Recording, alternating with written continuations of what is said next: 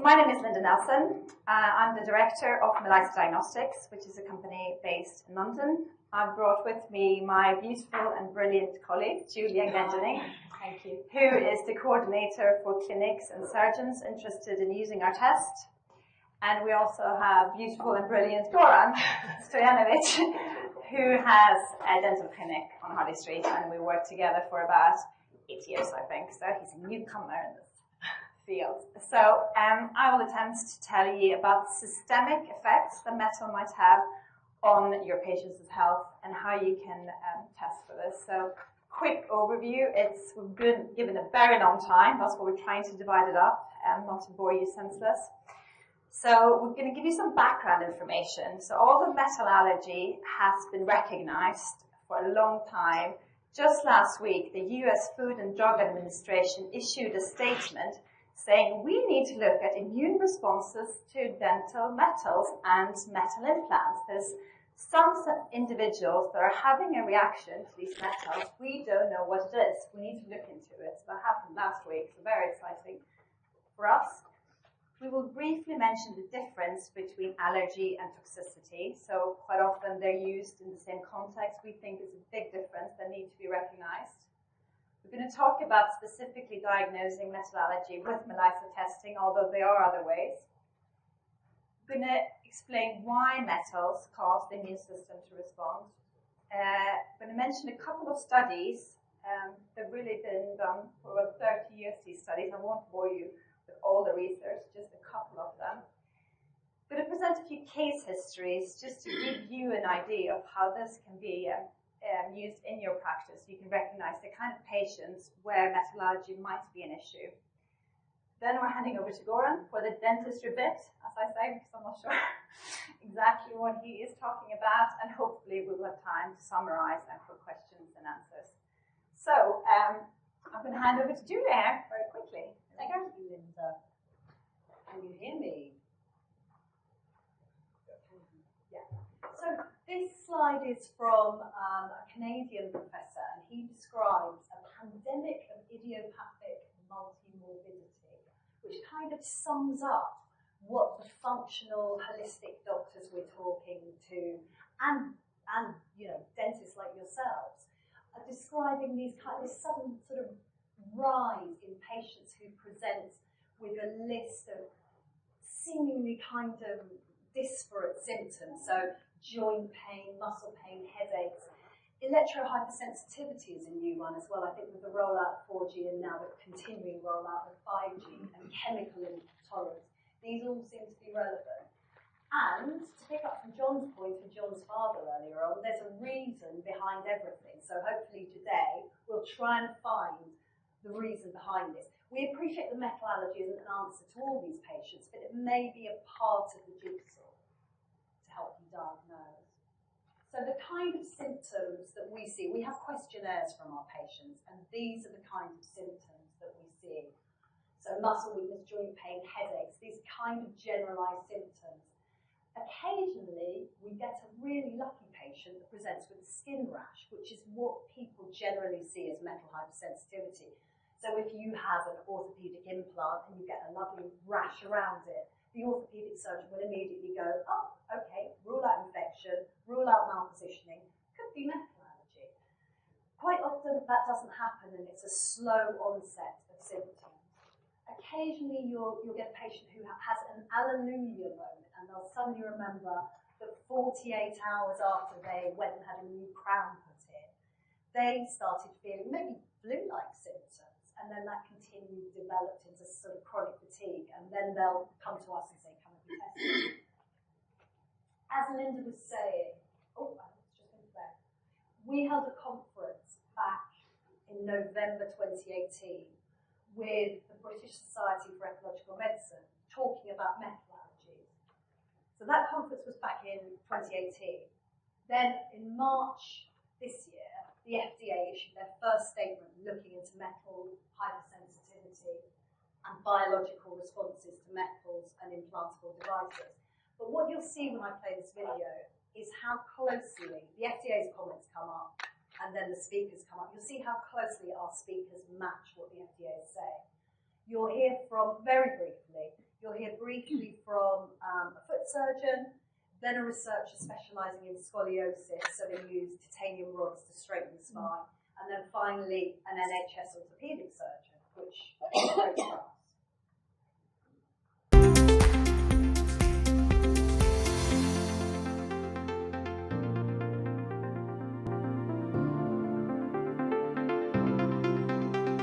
Muscle spasms of the legs, back, neck, fibromyalgia type symptoms, joint pain throughout the body, severe fatigue, sleeping problems, migraines, dermatological conditions, typically rashes, emotional issues, mental issues, exacerbation of the rheumatologic conditions.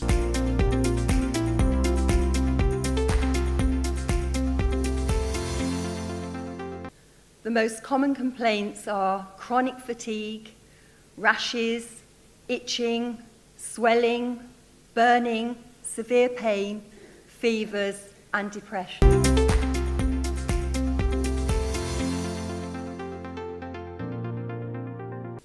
Underwent revision very successfully in the end with a nickel-free knee replacement, but they suffered badly for nearly 2 years. Moving forward to the FDA committee, which is actually going to be held in November, Linda mentioned earlier that they're actually looking at implanted devices. They're also looking at amalgam, finally listening to what your kind of dentists have to say. So they've written a whole paper about biological responses to metal implants. Okay, great. Biological responses to metal implants. This paper actually talks about post-market issues, mainly to do with gynecological devices like the eSure device, which I don't know whether you've heard of, a sterilisation device that's used in women. It's made of nickel, titanium, stainless steel, and there have been so many people that have had problems with it. There is actually a huge lawsuit going on in America over that device, and a lot of the problems have been allergies to metal, particularly nickel. They've also said that testing, they appreciate that there aren't any tests commonly available, but what the FDA have said is that they appreciate that under optimal conditions, tests like MELISA would provide the best solutions and would prove and identify adaptive inflammatory responses and allergy. You'll be glad to see this is their statement about mercury. It's not that exciting. It doesn't tell us anything that we don't know already. OLP, ulcers, burning mouth syndrome. This is things you already know, but at least the FDA are recognising that these are effects it can have. And if you're interested, you can submit information to the committee. I know, Linda, you're working on it, and I don't know whether Anne is here yet. But Anne, who I think you'll see speaking later, is also working on it. So you can talk to either of them about if you have information you'd like to submit to the committee. It's not just for the US, they want worldwide experts to talk to them. I think it's back over to you. Okay, Linda. thank you. So, as I said, toxic effects, so toxicity and allergy of metals are quite often mentioned in the same context. So a lot of people say, can it be measured for toxicity? And we say, no, we don't look at toxicity. We are specifically looking at allergy or immunologic effects of metals. And just to give you a brief difference, obviously they both are present, but when we're talking about toxic effects, we really are talking about higher levels. They could come after a single exposure, for example, an industrial incident. What happens is that a group of people exposed to higher levels will generally experience the same effects. So genetics don't really play a lot of influence. With immunologic effects, it can really be a very low dose exposure. So, for example, from gold corroding from a dental crown, and it's a low dose chronic exposure that's been going on for months or years. So it's higher specificity, so it can be one metal affecting one person, while the other person with the same crown will not experience those things. So we're looking at higher specificity, higher genetic influence. But because we do not know which genes code for these immunologic effects, we need to look at biomarkers. So MELISA is that kind of test. So what is metal allergy? So it's a delayed type hypersensitivity. As Julia said, after exposure, it can take 24 or 48 hours before symptoms arise, meaning patients sometimes don't connect it to going to have dental treatment. If they're getting the flu, the difference being they're never recovering from the flu. It's a cellular type hypersensitivity, which is mediated by specific T cells. So quite often there are no antibodies involved. So instead there are receptors on the surface of the T cells that are recognizing the metals. And again, it's triggered by low exposure, but you have to be exposed to have an allergic reaction. So it's an adaptive immune response. So dental metals would not be an issue if they didn't corrode. The metal ions that are produced through corrosion are so small they can't be recognized by the immune system. The problem is when the metal ions bind to proteins and enzymes in the body, especially those rich in sulfur, and they create a new metal ion protein, and that protein can be recognized by the immune system. So, in most people, that metal protein complex does not make a difference. In people with genetic susceptibility, this will cause an immune reactivity, i.e. the immune system, the lymphocytes thinks, we've got an invader here, there's something I don't recognize, and they mount an attack. So when we have bacteria and viruses, that's fine, we want the immune system to overreact, we need the so-called invader destroyed. When we're talking about metal ions that we're continually exposed to, the attack will not stop until exposure is removed. Difference between allergy and autoimmunity, there's different T cells involved, and with autoimmunity you get destruction of tissues as well. In allergy, it's just the immune system going into overdrive. So there's different ways of diagnosing metal allergy. By far the most common and well-known is patch testing. So you put metal solutions under occlusion on the skin of the back. And after 2 to 3 days, the results is looked at by a dermatologist. They will then have the quite difficult task of deciding, is it an allergy or is it an irritative response? So we all know mercury is a very toxic substance and it can cause irritation on the skin. Is it an allergy or not?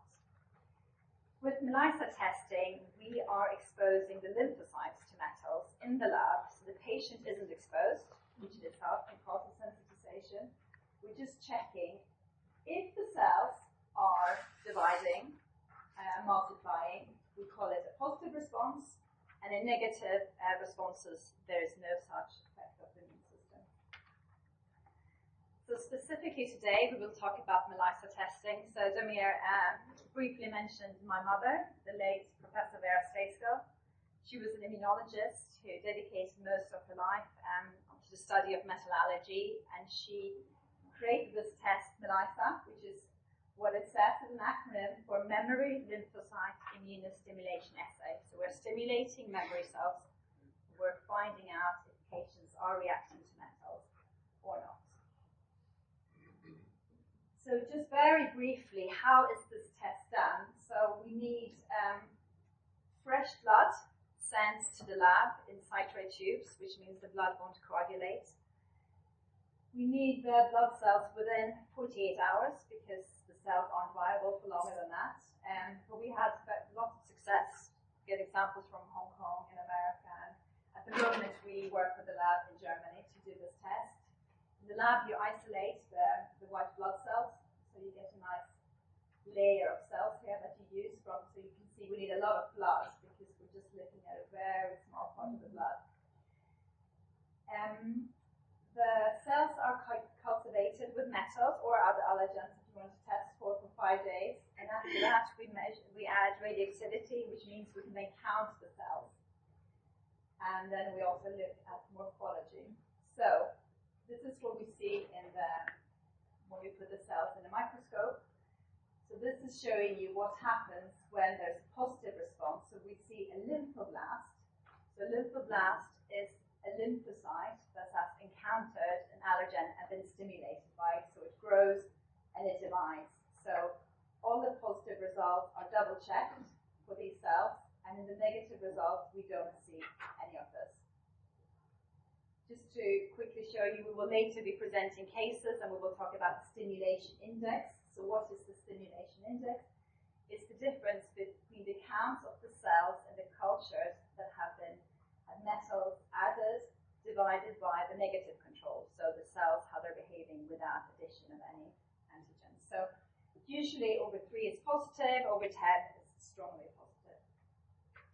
This is the kind of report that is produced. You may not be able to see it, but we're listing all the metals tested. So we have nickel, inorganic mercury, cobalt, titanium, molybdenum.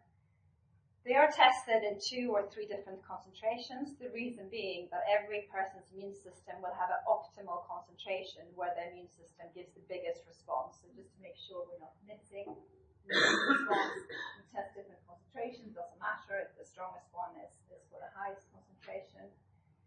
We also test for different types of mercury. So there's no cross-reactivity between immune cells response to methyl mercury, ethyl mercury, phenyl mercury, inorganic mercury. So again, you can tell if the patient's symptoms comes from the flu jab they got, from their old root filling, from eating fish, or for them from the dental amalgam. So just to summarize, there are articles validating the MELISA test, and it's been shown that the results are indeed clinically relevant. And from one side, it's based on the lymphocyte transformation technology, but it has been modified and standardized. So the critique for LDT testing is normally that, you get different results depending on which lab you're doing it in. No one's ever validated. The difference with MELISA is that it's been standardized and optimized to give valid results. From one blood sample, we can test about 40 different substances. It's not something we normally do. We just usually look at what is the patient's current exposure. And also the way MELISA testing is done at the moment is, for example, I believe John Roberts, when a patient comes to us saying, I want a titanium implant, then he says, well, are you aware of any metal allergies? And they might say, yes, actually, when I wear a wristwatch, I get a bit of itching around it. I don't know. If it's a metal allergy, they can be pre-tested before they get implants. The way it's more often used is if somebody has symptoms of an unexplained nature and they want to know, is it their metal exposure that is contributing to it? So, over to you, Julia. Thank you. We're swapping you. We are. And I think we've got our video issues sorted now. But if you want to see that video that we couldn't see earlier, it's actually on the MELISA website. It's big up there. We can put it on if we have time. We could do, maybe. So, just moving on, just to make you see how many different metals are used in dentistry. I mean, it's pretty much all the transition metals, an extraordinary amount of metals.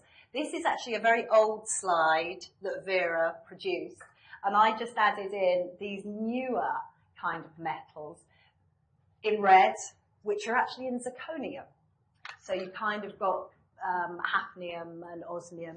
We don't actually test for allergy to those, but I just thought it would be interesting for you to see that new metals are constantly being introduced. So this is the kind of complexity that you're looking at when you're looking at materials. So for instance, if you were to test for dental amalgam, it's not just inorganic mercury, nickel, copper, tin, silver. We don't test for zinc. We know it's in there, but there is a naive response to that, so we don't bother testing for it. But it just shows you the complexity of some of these things you're putting into patients. Sorry, not you. Other dentists will have left in people's mouths, and you might well be sorting out. This is just a simple testing panel, just to make it easier to choose and say, oh yes, this patient has non-noble crowns. Maybe I should see if this is contributing to their poor health. But we're happy to let you fill in questionnaires and we can help evaluate them for you if you have a particularly challenging patient. I just wanted to turn briefly to titanium. People always used to consider it to be bioinert. It's the great solution to everything. When I started working at MELISA 12 years ago, I think, every inquiry, every telephone call, every email was about, I'm worried about my amalgam fillings. I think I have a problem with mercury. Now every call is about titanium implants, not just dental ones, spinal implants, because they don't just use titanium rods, titanium hips. They will rebuild wonderfully in some cases, spines, vertebrae. So that's what we get the most calls about, and it's therefore a very interesting subject for us. It's really lacking in robust research, I've got to say. I found 3 studies which tried to show the prevalence. You'll see all they're doing is looking at exposed symptomatic patients. We're not looking at the general population. Finding figures about the general population is almost impossible. It seems to be 1% maybe, but this could be down to the fact that they're using patch testing, which, as you'll see, is not terribly good for detecting it. So in exposed patients, we're looking at somewhere between 37% and 50% in people who are symptomatic. This is a really interesting case history from Japan. So the gentleman concerned is a 69-year-old man. He had dental implants. He had no history of allergy at all. I think he'd had hay fever or that kind of thing, but not an allergic type person. Titanium dental implants, absolutely fine, no problem. He then had an accident and he developed, and they put in orthopedic screws to fix in plates and screws, and he developed this. There are more pictures, but this was the least horrible. But he developed sort of widespread eczema.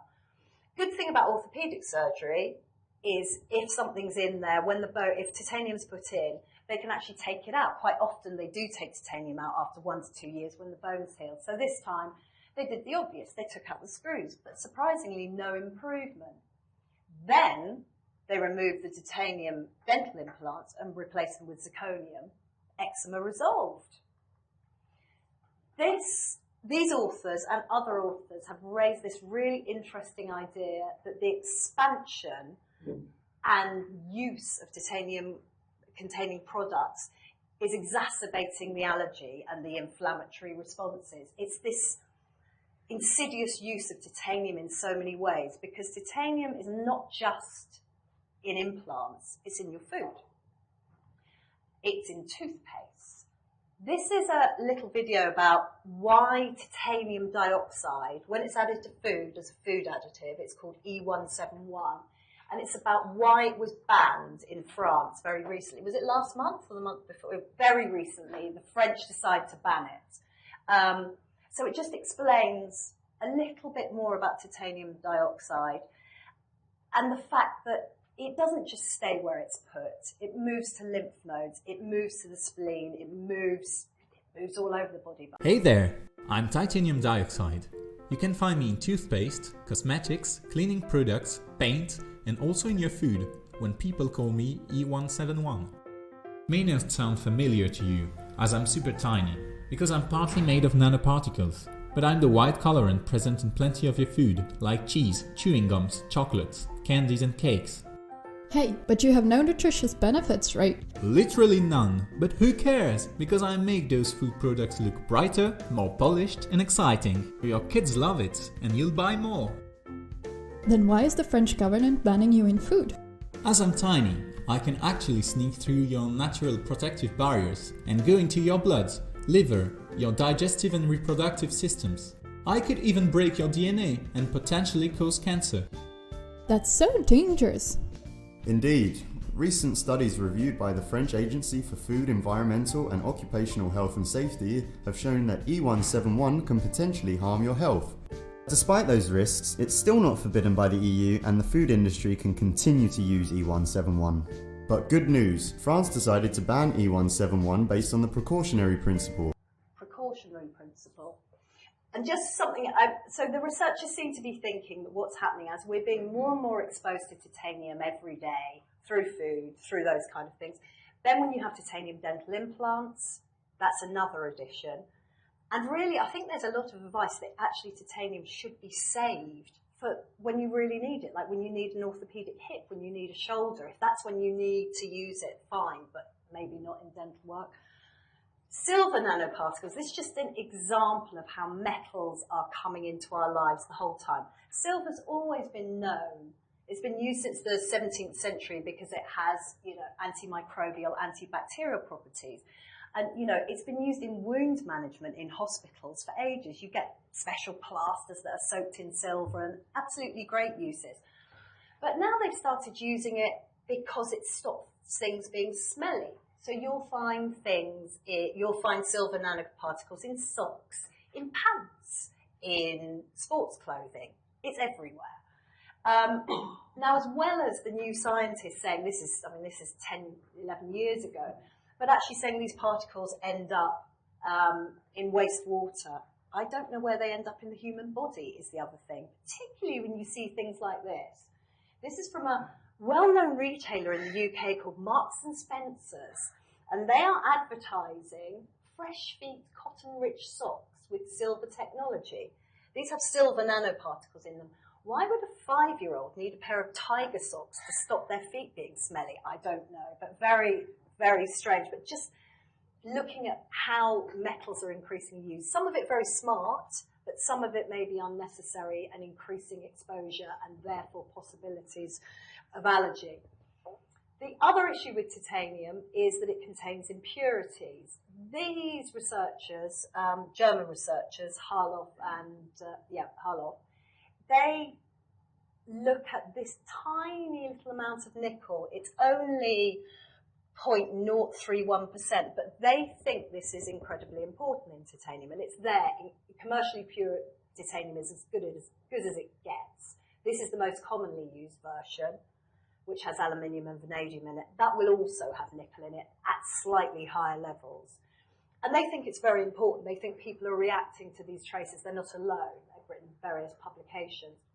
So here's a case history from the United States, just talking about trace metals in titanium wrist implants. So the patient had this wrist implant that you can faintly see implanted, and they started developing severe pain. The surgeons did what good surgeons always do. They looked for infection first. That's the right thing to do. There was no rash. There was no malpositioning or loosening. So they, a little confused. MRI, there was swelling. And they also found a nickel allergy. Removed the hardware and the patient's symptoms resolved. And that's with 0.1% nickel. And I guess this slide, sent to us by an American patient who had her scoliosis, her broken, corroded scoliosis rods removed, shows you why that's so important in orthopedics and spinal surgery in particular. This is titanium, but the amount of nickel in there as well at 1%, when you see the sheer volume that's come out of her body and is put into her body, is kind of disconcerting. And I just have this old slide that Vera used to present about. This is a friend of hers, Dagmar Magnusson, who's a dentist. This is what she took out of one patient's mouth. So I guess you're looking at similar quantities, aren't you, of rather, possibly inflammation-causing metals. And back to you, Nick. Okay, thank you. See if I can switch this on. Hopefully that's fine. Right, so am I back on? Can you hear me? Yep. Great. So again, this is a dentist conference, so we will speak a little bit about local reactions. You have probably seen this in your practices. You've definitely seen it in dentist journals. Lovely local reactions from metals, stomitis, leukolytic reactions, and what how my mother got into this was that she had developed MELISA testing actually to look at reaction to pharmaceutical drugs. But one day she was approached by a colleague who's a dermatologist, and she said, I got all these patients coming to me saying, I got so sick after getting all these amalgam fillings. Can you find out what's wrong with me? And the dermatologist said, well, mercury's toxic. You put it on the skin, you get a rash. Is it allergy? I don't know. Can we use your test that has looking at specific lymphocytes to check if these patients are reacting to mercury in blood cells? So she didn't know anything about it, no idea if there would be a good outcome or not. But what they did, they took 18 patients that had oral lichen planus next to their amalgam fillings. They then took blood from 20 subjects that also had amalgam fillings, but no local changes in the mouth. And they compared it to blood samples of 12 amalgam-free healthy controls.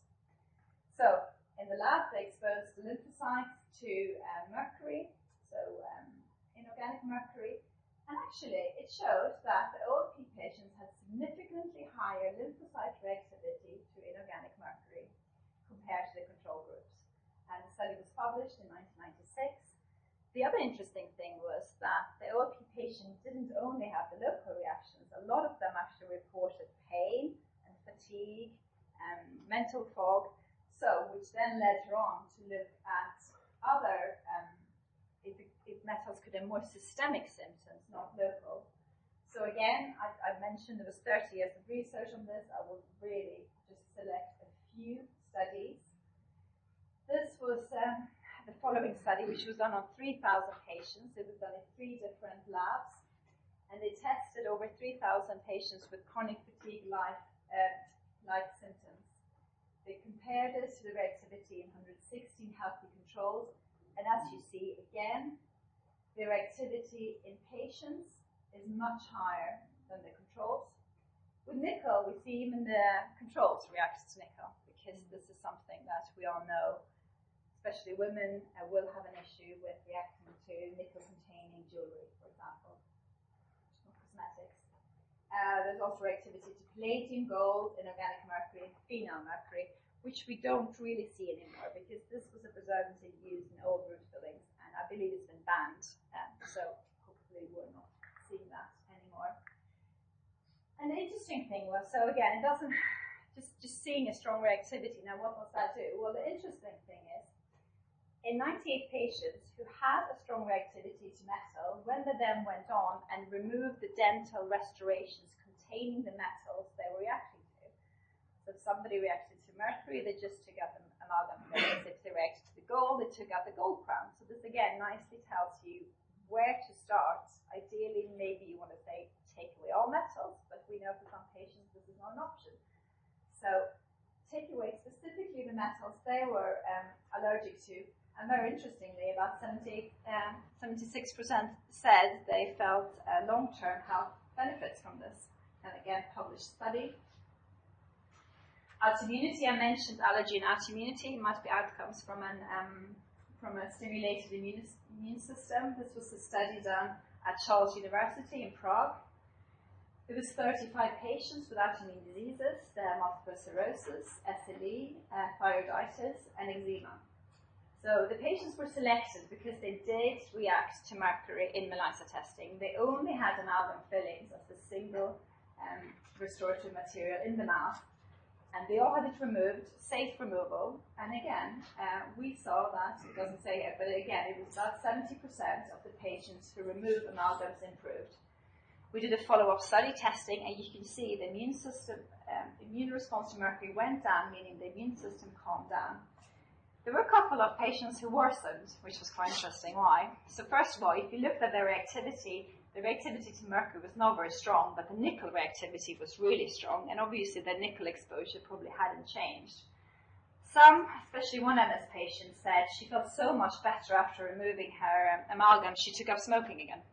So you can argue why, but it's interesting.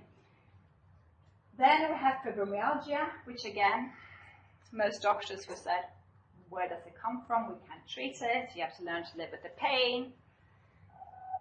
This was a small study again, 15 fibromyalgia patients. They tested positive to at least one of the metals they were exposed to. The treatment was just, again, removing or reducing metal exposure.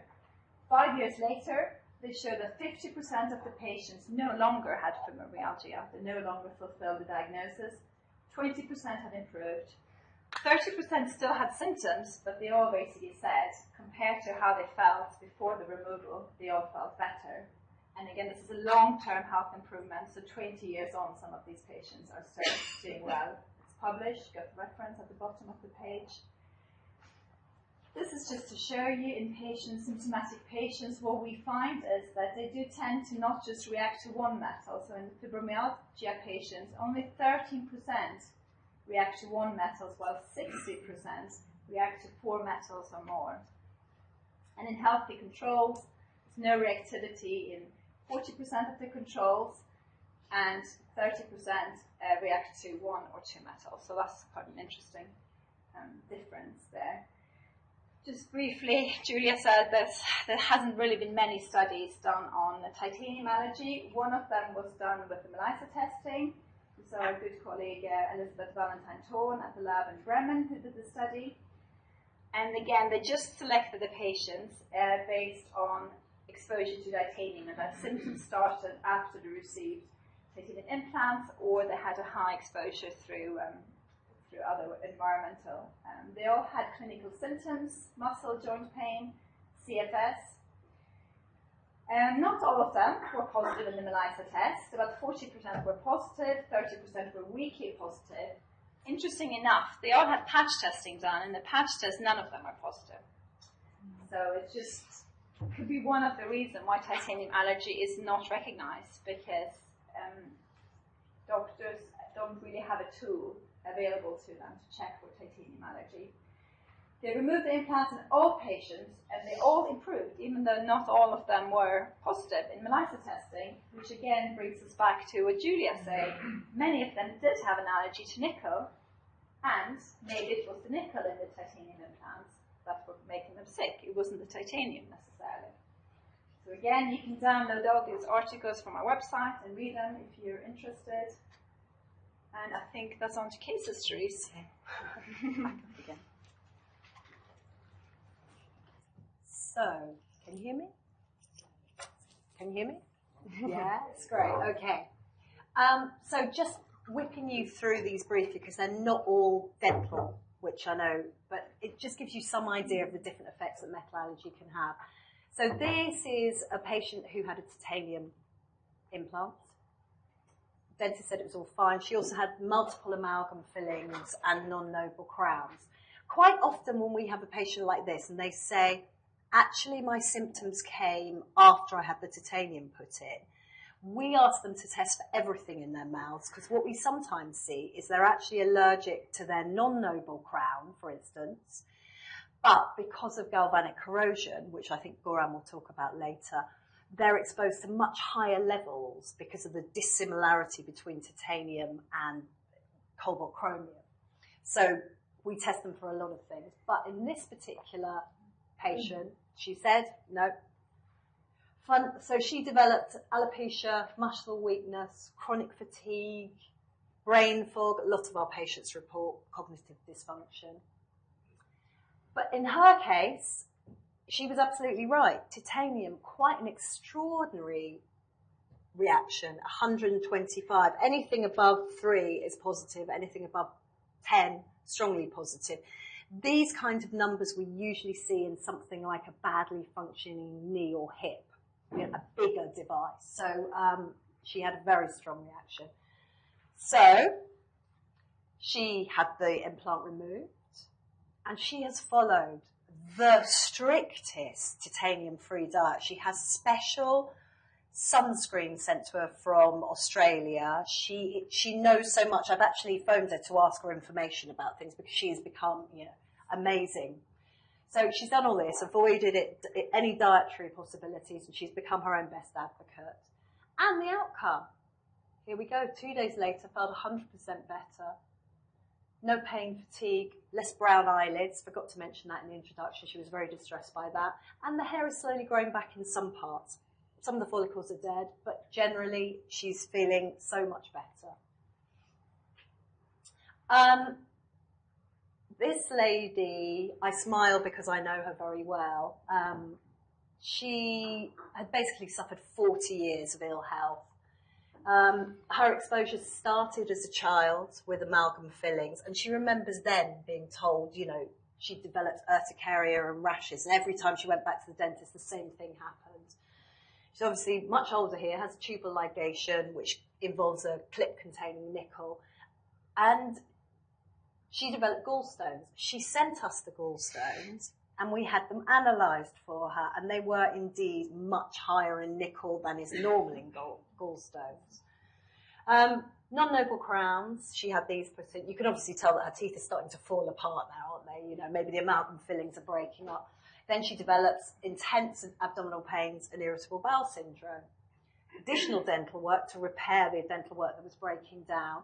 She's finally diagnosed with fibromyalgia, which is when she called us. And she's saying, rather like John Mew's father, there has to be a reason behind it. Fibromyalgia is a diagnosis of, we don't actually know what's wrong with you, but you're clearly in a lot of pain and we believe you. There's nothing we can do, but here's a name for it. Will that help? So she was strongly allergic to nickel in particular, palladium as well, and gold, and these, you know, inorganic mercury as well. What she decided to do was have everything replaced. She actually managed to have this done on the British NHS system, which is testament to how incredibly powerful she is as a patient and how incredibly convincing. I think she approached them with the, just take all my teeth out, and they said, oh, we can't do that. She's like, no, please, and it seemed to work eventually. So everything was redone. She also got the tubal clips removed because she had a very strong positive reaction to nickel, so, and followed a low diet, so she did everything. Dramatic health improvement. I remember talking to her after about 3 months, and it was like talking to a completely new person, just full of energy, starting a career again. She studied. So 2 years follow-up, and I think we're probably up to about 5 years follow-up. She is still really well, really, really well. Still sticking to the low nickel diet and extremely well, so she's a good success story. Okay, so this lady is actually one of Vera's case studies, but I thought I'd include it because we've got some video footage that tells you a lot about this lady. So non-noble says crown, but I'm pretty sure there was more than one. Amalgam fillings, root canal work, lot of work in her mouth. So she started developing double vision, walking unevenly, feeling unsteady, loss of taste. These are all quite serious symptoms, as I'm sure you're aware. So let's see if we can get her to speak in her own words about what happened. Danelle is a lady who has had multiple sclerosis diagnosed and who has had a rather amazing recovery, and she's here to tell you a little bit about her story. I woke one morning with double vision, and I thought there's something wrong with my brain, so I requested to get an MRI of my doctor at the time, and found out that I've got MS lesions. Then I went to the neurologist, which I got referred to, and they said, oh, we've got medication we can give you, and that's about all we can do for you. And my husband, being an electronics technician, he looked at it in a different view and said, there must be something causing your brain to do this. And he sort of looked at me in a different way and went, okay, let's see what your body's doing, what it's got inside it, and realised, well, maybe this metal in my mouth has something to do with it. The metals that were in my mouth, and got the results back. My GP rang me in excitement and said, you're allergic to that metal in your mouth, and this could be fantastic for you. And then the search was for a dentist to take it out of my mouth, and in researching a dentist, I found the dentist Robert Gamble. And then I learnt about root canals as well, and I also had one of those in my mouth. And then I was able to do medical history, seeing that I had MS episodes beginning from a root canal filled tooth. And so then that led me to get the root canal out with Robert as well. And then, so I got the root canal out and the metal out, then went really healthy with my diet, and had the MRI a year later, and the large lesions on my brain were gone. So now Danelle has outed herself, and she knows under his patient confidentiality. Here are her results. So calcium titanate is an older version of titanium that we used to test for, so it's like testing for titanium sulfate. Similar. She's allergic to nickel. Chromium and cobalt are also positive by morphology. Linda talked earlier about morphology and looking at under the microscope. So Here we go. So she was positive to nickel, as we said, cobalt, chromium, calcium titanate, and titanium dioxide. She had all her metalwork removed from her mouth. Again, very assiduous about avoiding sunscreens and cosmetics. Symptom-free, lesions gone from recent MRI. She didn't take any medication. She refused all the beta interferons, the tisabrines. She refused all of that. I know, relapsing, remitting MS, it's possible that she might not have had another attack. However, I think these MRI scans look rather different, with the lesions actually disappearing. Before removal, after removal, no white spots, no white spots. Here and here, these are the two large lesions that she had. And nearly finally, this patient, this is kind of illustrating how you can't always be sure what's in the materials that you're using. So although it's a vascular patient, he had something called embolization coils placed. They're called platinum embolization coils. It says made of platinum on the box. You can see the article, because it's a published article, talks about platinum embolization coils. So he first came to us when he found out these were platinum just after we tested for platinum. We tried to look into it, no, just platinum. We talked to the manufacturers, he did as well. French manufacturers finally revealed that they contained all these metals, so not just platinum, but they're alloyed with 5 other metals, particularly tungsten at 8%. That's significant. So he had, these are the symptoms. There are pages of symptoms. The first 2, urticaria and paresthesia, are what are covered in the article, but he reported all these additional symptoms: unexplained weight loss, slow wound healing, brain fog that aren't covered, just general symptoms of inflammation. So when he retested for the second time, he got this very strong reaction to tungsten. So the surgeon, on the basis of this, agreed to take the coils out. Laparoscopically. The outcome was all dermatological symptoms resolved, and all symptoms resolved after 6 weeks. His wife said it was like getting her husband back again, and they'd only been married about 6 months at this point, and she was saying he was like an old man. It was like getting him back. And then he reported a flare-up, and he was talking to his dentist, who said there was tungsten in the tools that he was using. But I think that, stainless steel, tiny amount, maybe it was that. And then finally, just kind of showing how everything needs to be considered. So obviously this lady has a cobalt chromium knee, and that's made of these 5 different metals. But you have to consider the dental work as well. So she had, noble crowns, that's obviously. Symptoms, she was actually on full disability benefit after going from she was a tennis player, semi-professional tennis player, that's why she needed a knee replacement. She went from that kind of level of incredible good health and vitality to having chronic fatigue and being unable to work, full disability. Couldn't move the knee. That's a really a nasty kind of eczema that you get where your fingers and your toes flake and it's cracks, so it's incredibly hard to walk. Hair loss again, we saw. Severe depression, who wouldn't have at this point? Severe eczema, perioral dermatitis. So she, again, extraordinary results to nickel and palladium, and luckily she lived in London. Luckily for her, and there at that time was a company called Stanmore who would build specific devices. They mainly work with soldiers and ex-military personnel who've kind of lost limbs, but they agreed to work with her because she was so nickel allergic and built her a completely nickel-free titanium device which was coated.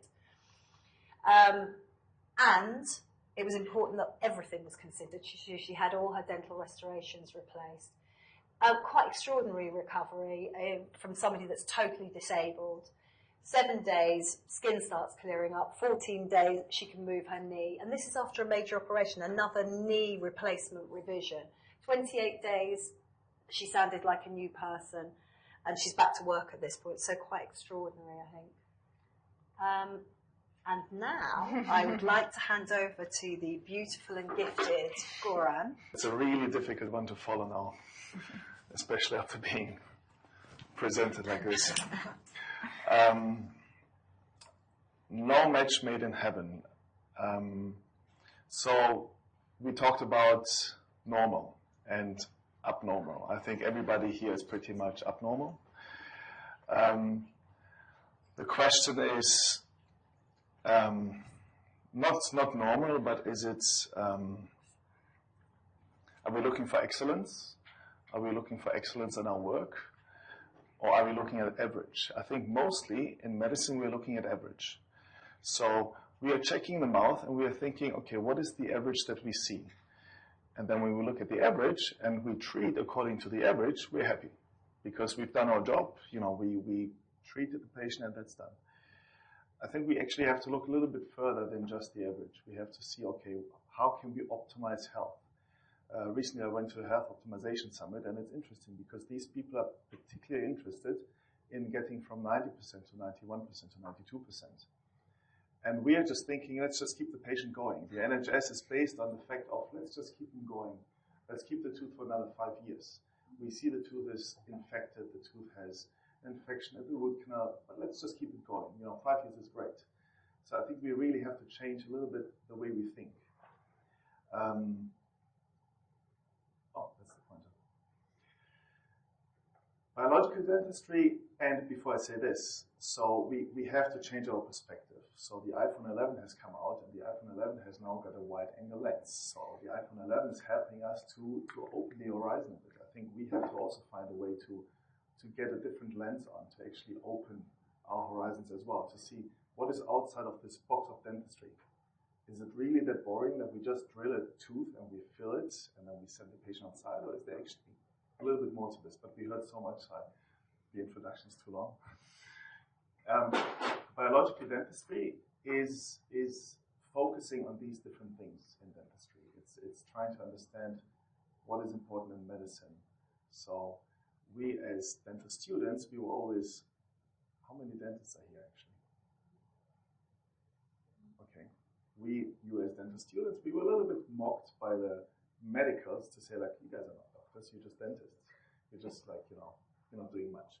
So I think it's really exciting that we have a different perspective.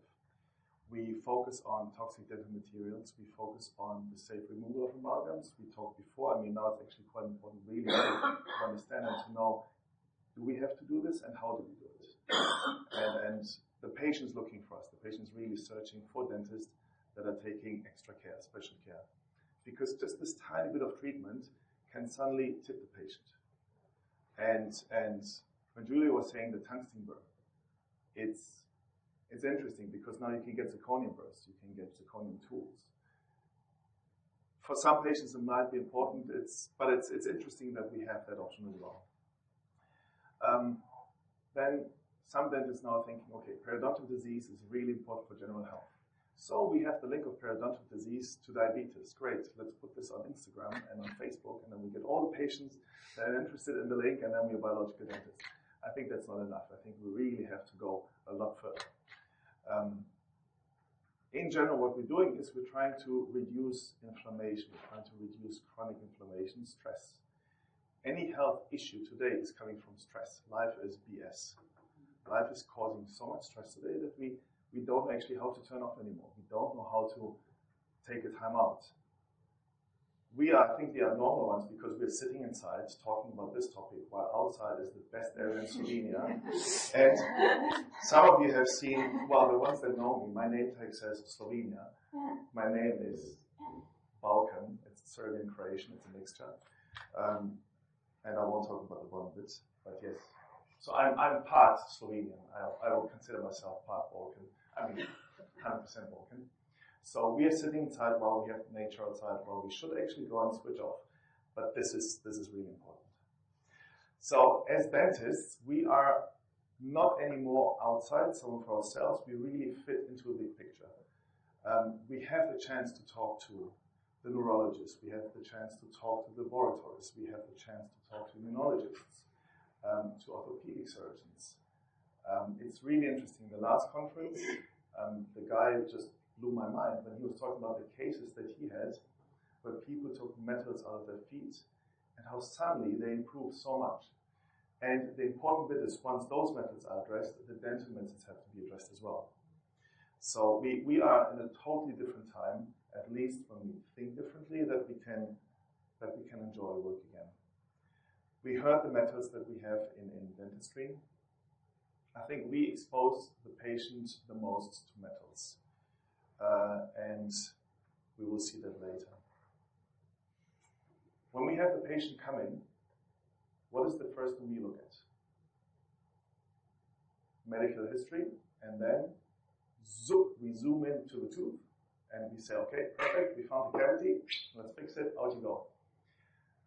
When we have the patient, maybe we should take the medical history, and then look at the patient, and then just get a feel for the patient. And most of the times, they're really stressed.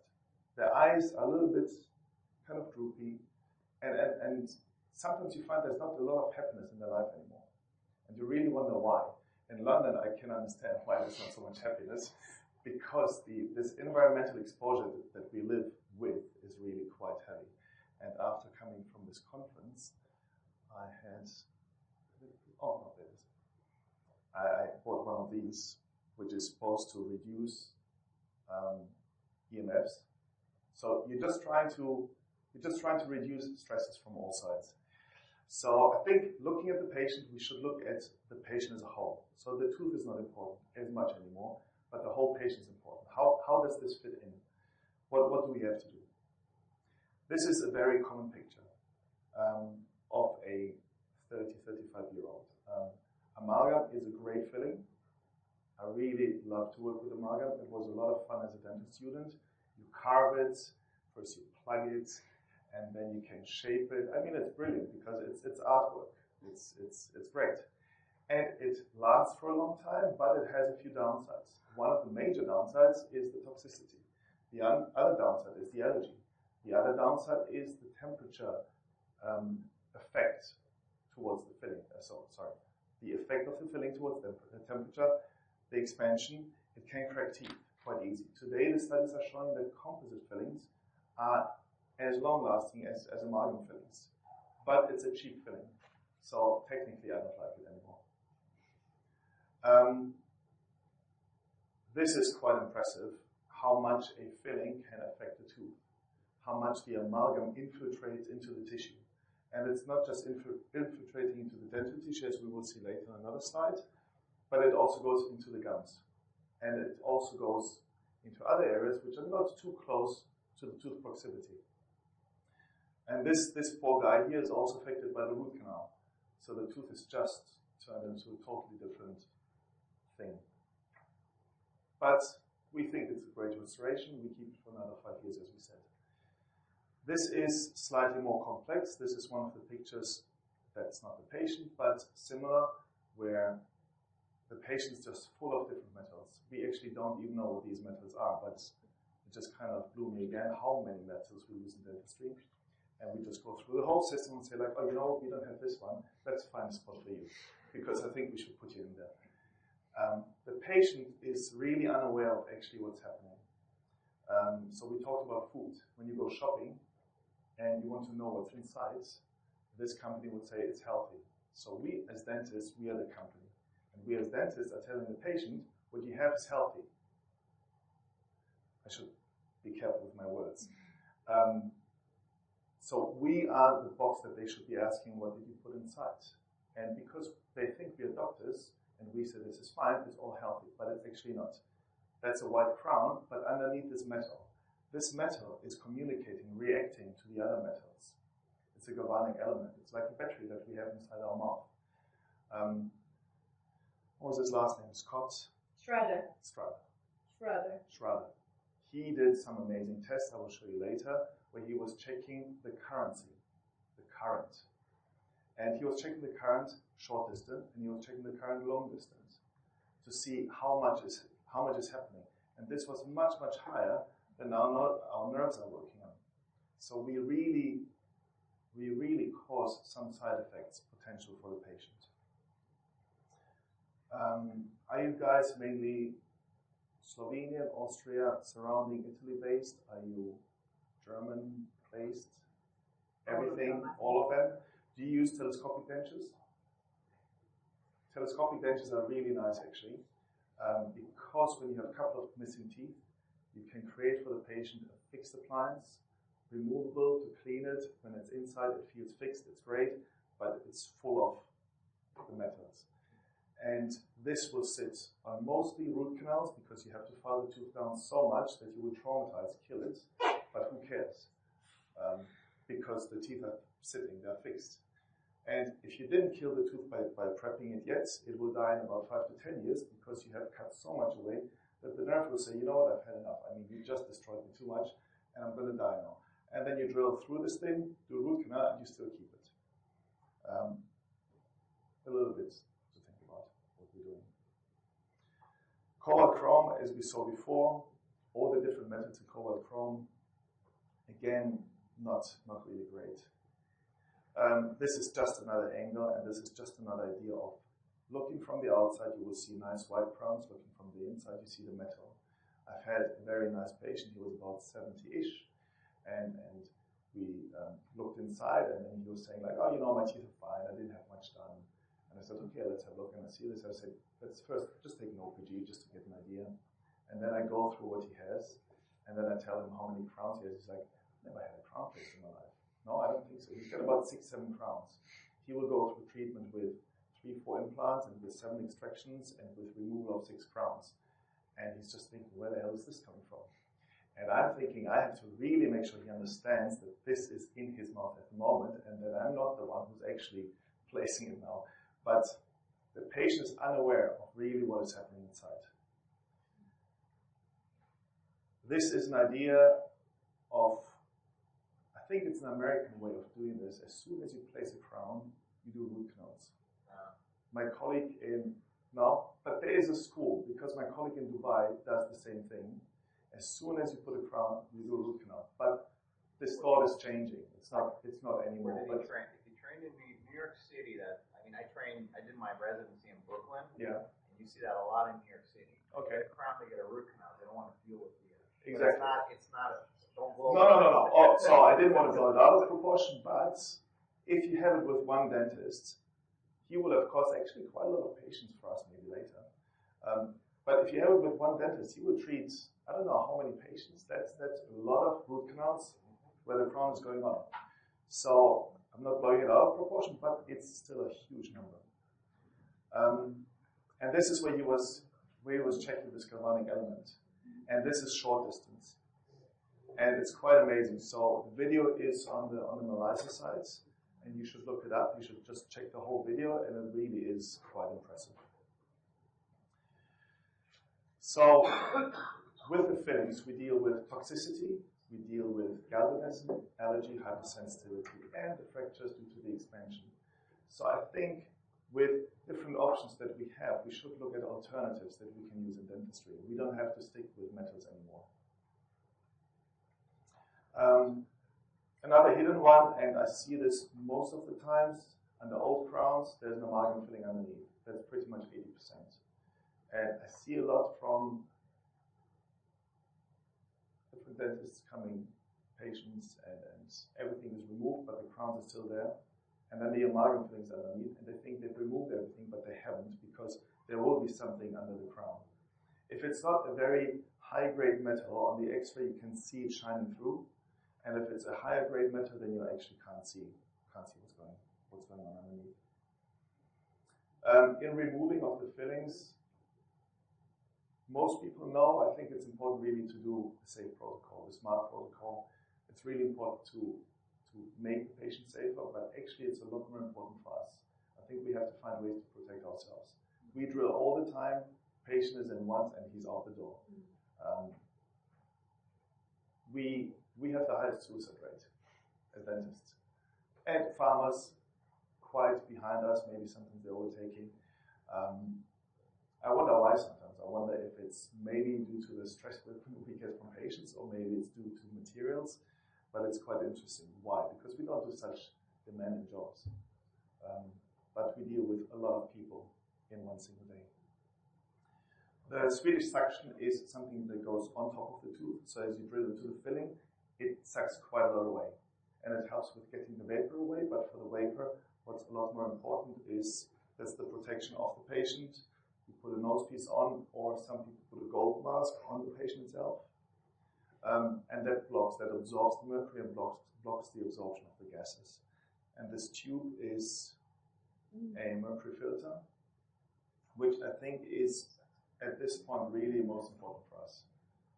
It's very important for the patient, but as I said, we do it all the time, so this is really, really quite important. Then there are a lot of different protocols. I'm not a nutritionist. I think the best is for us to work with a nutritionist, with an environmental doctor, with somebody who will then guide the patient through a detox protocol. But one thing we can offer the patient, and I'm going to go to the slide, but I will move quickly away from the next one. There's a study that shows that medicinal ethanol is helping in blocking the absorption of mercury. Thumbs up. One gin tonic for the first few days after. When you do the treatment, it helps. Tonic is nice, it tastes good, quinine. Gin is made for medicinal purposes. So you are motivating the patient to want to come and see you and to refer all the other ones to you, because one patient came very excited and said, like, can I have it now? Or when should I have it? And we can, this is the study. So they actually studied on 1,171 dentists, which I find quite impressive. Sometimes it's taking a little bit too far. I know a couple of, in Switzerland, they like their gin tonic time. Yes, I'll talk about this later. 6 o'clock, 7 o'clock. He wants it back. Oh, you want? Oh, I thought you wanted this one. You gotta get the drinking. No, I don't. You don't want to take a picture of me then. Goran. Yeah, I want you with the drinking. Oh, right. You're gonna have to switch from beer to gin. Yeah. Thank you, sir. 1 unit. Anything beyond this 1 unit is, yeah, there's different. Yes, MELISA they have. So this is one example of a patient who had the classical mercury fillings on the tooth, but then had something left over in the tissue. So this is potentially after the filling was placed, going in between the matrix band, got stuck in the tissue and just sits there. What's nice is, was anybody here yesterday when you guys were doing the tour with Photona? Who was doing the Photona? Yes. It's really nice to remove this with a laser, because you can be very gentle on the tissue, and then you can just pick it out. And then there was also a little broken file. Luckily, this file was found, and then it has a smiley face on the side. So it's nice to get this out. Titanium implants. Titanium implants hold really well. It's really good to replace a tooth for a tooth. I think it was great to use at some point. I feel that we have different options now. When we have different options, we should just change our thinking a bit and see, okay, can we make this work or not? I will show you some examples of that later. This is again another material. What's a lot of times overseen are retainers, in general teenagers with braces. What I find interesting, what we heard before, if we don't have this idea of metals being potentially an issue, we cannot advise the parents that this could be something. If the doctors don't know about this and the patient is coming back after 2 weeks, if the patient doesn't have the information, he's just lost in space. He doesn't know where to go anymore. And then the other GP will have no idea what to do with them. So really the patient is pretty much kind of left on his own. Kids have it quite hard sometimes, and one idea is the metals, and the other idea is that you fix it in place. So instead of doing the expansion, trying to find the natural way of where do the teeth really want to go, you just go and you fix it and you lock it and you put retainers in and you whack the retainer to sleep at night and you say you're fine or your teeth look perfect. But you really just lock them up. Yes, let's go to We talked about the other options. We'll talk about the other options just a bit. So we have quite a lot of different materials now. Shabir from London is waiting for Boco to actually give a letter and a statement to say that their material is really BPA free because they have a ceramic-based filling material, which is nice. The other options are just pure ceramics. I'm sure some people love ceramics. I'm sure you guys love ceramics. Yeah? Yeah. Zirconium implants, I think, are coming more and more. Zirconium implants are picking up, obviously, because it's aesthetically pleasing. I think we are picking them up because they're biologically pleasing. So it's just a different way to think. With composite fillings, we have to take the time. I think the composite filling is taking a lot more time the more you go on courses. Every time I go somewhere to learn something, the filling takes me next time 10 minutes more. Because I'm thinking, now I have to get a microscope. I mean, where does it end? But you have to spend your time on the fillings. You have to make nice margins. Otherwise, you will just mess with the tooth. So I think dentistry is really intricate, and you have to try to make it as good as possible at that time. Ceramics have a lot less plaque adhesion, as we know. So this is very nice for crowns. We see the tissue is really behaving very nicely around ceramics. So it's a brilliant choice for materials. What we heard before as well, it doesn't interact with the tissue anymore. Zirconium dioxide is not having any reactions. There are some criticisms, we can talk about this later. It doesn't corrode, it doesn't cause galvanic elements. It's I think, a much more biocompatible material. This is an example, and if you look at the tissue around these implants, this was just last week that we restored these, started the restoration. And if you think there would be titanium implants, you would maybe see a shadow. Now this is quite thick bone, so it's a bit harder, let's say behind titanium, but just the tissue around is just really, really lovely. And this is a great system. It's from SDS, from Switzerland, and it offers such an easy way for the restoration. You guys, I think, are onto the FDA approval, and I think you guys are getting it, but they're working on it. You're working on it, yes. But if you don't, you go to Mexico, Costa Rica, take the patients there, take them back. The problem is Volz for the FDA, he keeps changing his implants. Every time he changes, he has to go for no approval. He does it too fast. He's playing around so much. He says, I don't like the shape, I'll get that shape. He has it in 2 weeks on his table. He can place it to the patient, but then the approval takes a bit of time. And this is once you've cemented the abutment. I have a short video. Yeah, what do we do? There we go. So it's not too long. So it just shows how you cement the abutment. So one abutment is cemented. And before I was using another implant system, and I found it very difficult to find John is smiling. Very difficult to find the space, to find this locking mechanism, to place the cement. This was actually quite fun. I wanted to record it, and then I took this big mirror, and it's actually so easy to work with this big mirror instead of the small, tiny ones. I think I'll do it more often. And just cementing of this is nice. Once you've cemented, the preparation, the first one I was preparing, I was really scared because I thought if I mess something up, that's done. You're not going to place another implant, but it goes so nice. It goes so smooth. It's really brilliant. Yeah, I'll show you later. It just takes a bit.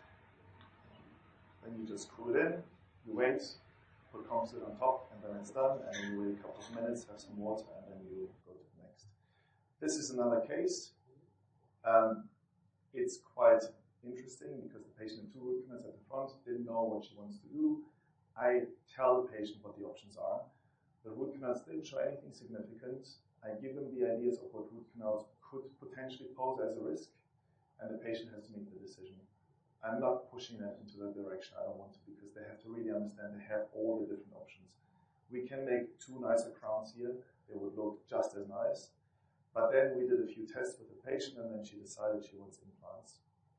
And then we did immediate implants, and this is a one-piece from SDS. And then immediately on this, you place the temporaries, so the patient walks out with teeth.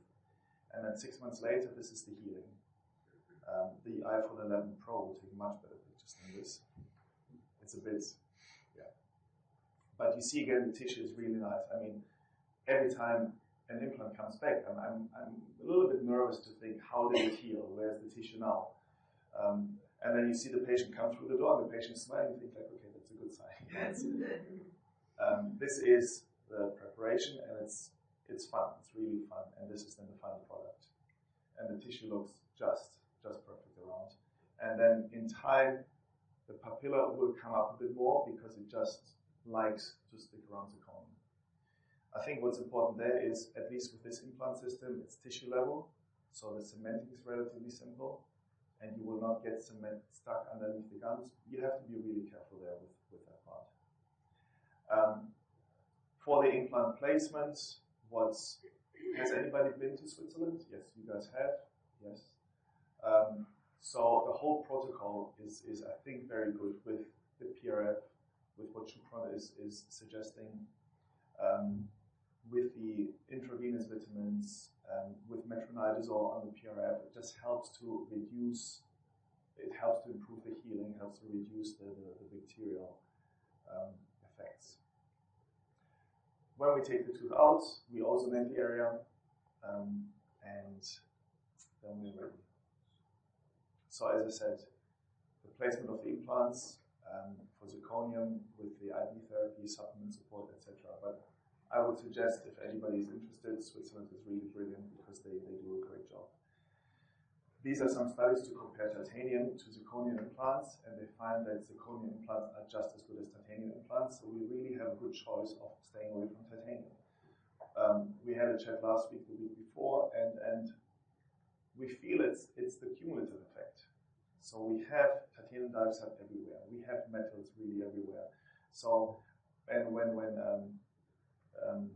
Lina was talking, I was just thinking, well, what pops to mind? Lululemon. Who's got Lululemon? Who loves yoga? Anybody got Lululemon yoga pants? Nobody. Okay, good. There you go, one. So you will have all the Lululemon stuff is silver lined, has got silver inside. I bought one of those socks because I thought, perfect, why not? But they slide around, so I don't wear them anymore. So we have the exposure, we have this cumulative effect.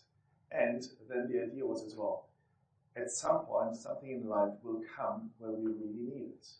So, because we can stay away with the implants, why place titanium? Why not try zirconium? And then if something really important happens in your life where you cannot get away from titanium, well, then you didn't have this cumulative effect, and then it will not maybe tip you. We don't know when the tipping point is. So I think we have to be just a little bit aware of we expose the patient a lot to a lot of different things. And the patient is exposed outside of our dental practice. So let's try to reduce this, so when it's really necessary, they can take implants of the orthopedics. And I found this was really brilliant. So when I watched this movie recently, and then Freddie Mercury had all the band guys there together, and he talked to the drummer, and he said, you know what, for all I know, you could have just been a dentist. And he was not just that, he was the drummer of one of the biggest bands. Thank you. So when should you consider having a metal allergy test for your patients? As mentioned, oral symptoms, when you see them next to fillings. You can ask the patient, can you wear jewellery? Can you wear metals on your skin? Do you have a rash? Do you have swelling? Women will actually say quite often, our question is, I used to be able to wear jewellery, now I can't. I put them in my ear swells. I think we have about, is it on or off now? Reaction. Is it on? Two metals. We might have if 5 had minutes. previous implants and then So let's have a look. If they have Really just again, back to methodology. Implant failure, and obviously one of those non-specific symptoms where doctors don't know what's causing it, there's no treatment. What we do know in all of those conditions is the immune system reacting to something it shouldn't be reacting to. It's maybe metal, you can check if it's metal. It might be food, it might be mold. There's a lot of other things obviously that can trigger the immune system. Metals is one of the triggers of it. If you want to do MELISA testing, you have to send a blood sample to one of the MELISA labs. We have one in Germany, Switzerland, 2 in Spain at the moment. Because we're checking an immune reactivity, patients should not be on steroids or immunosuppressant drugs. The blood needs to arrive within 48 hours, which again, we have quite good luck with that. Usually not a problem with transport. Gloves doesn't have to be centrifuged, just send them in the correct tubes and keep it room temperature and send enough blood. As you see, quite a lot of blood is needed because we're looking at membranous lymphocytes and they are not very common in the blood. So to summarize, you may want to consider metal allergy as a factor in your patients who aren't working at 100% optimal performance. You can check if the metals are triggering the immune system, and then in that case, they should probably consider removing or avoiding